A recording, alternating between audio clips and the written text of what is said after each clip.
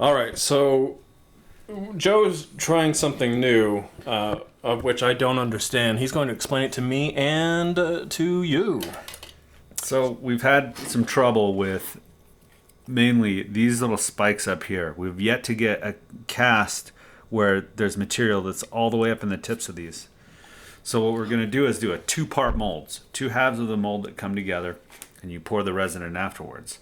So what I did is I suspended this guy on this clay, and I poured resin on one half, and now... Oh, I see. So you use this as a base. Yep, And just to had hold half it. of the Gamera standing up, which is then what you poured this on that half. Yep, so it was just Okay. like this when it was in there. Uh-huh. I just pulled it apart, and now I'm going to clear off some of this clay that got stuck to him, because what we're going to do now is pour resin on top of this. Ah, for the second For the half second of the half. mold.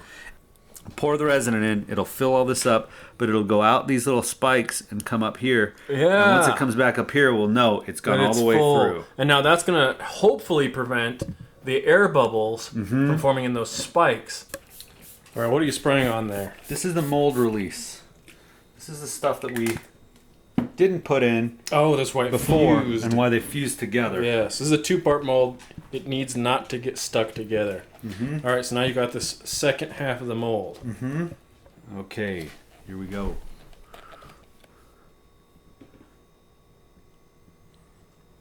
So again, pouring it off to the side, that way the... We let it rise up around the figure rather than pouring it down on the top of the middle of the figure, because it could trap air bubbles underneath it as it flows down around it. This way it builds up. But I mean, you can see how cloudy this is, how many bubbles this has in it. This is mainly the reusability of this, like Ben and I have talked about, is mainly beneficial for us right now to get practice at doing this. Yeah, because the little tiny bubbles that can... Just in the... What the heck is this stuff called? So this is the mold. This stuff's called composite mold, Composite mold. and it's instead of using. Oh my god, you silicone- don't have enough! I got a second. Oh, is it going to be enough? Is it enough? Is it going to be able to cover his little toes?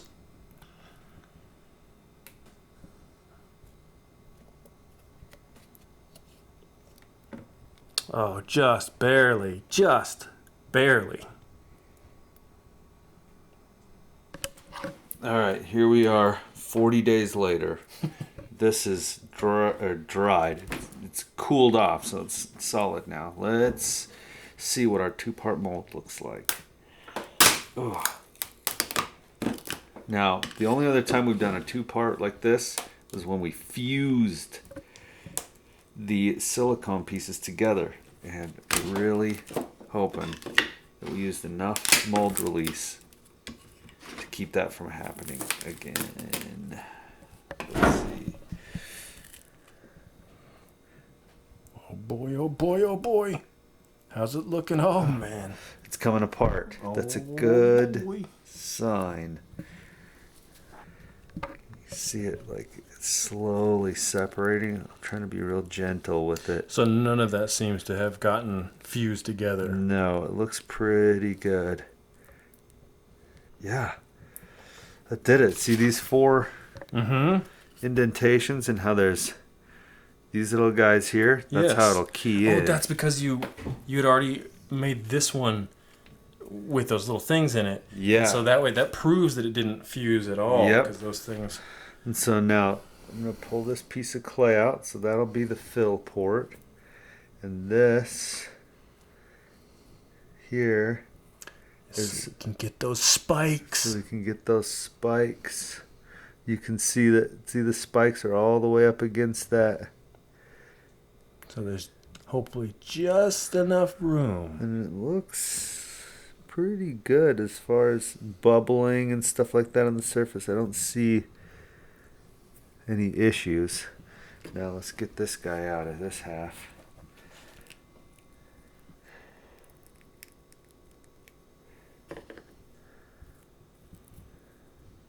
There he is.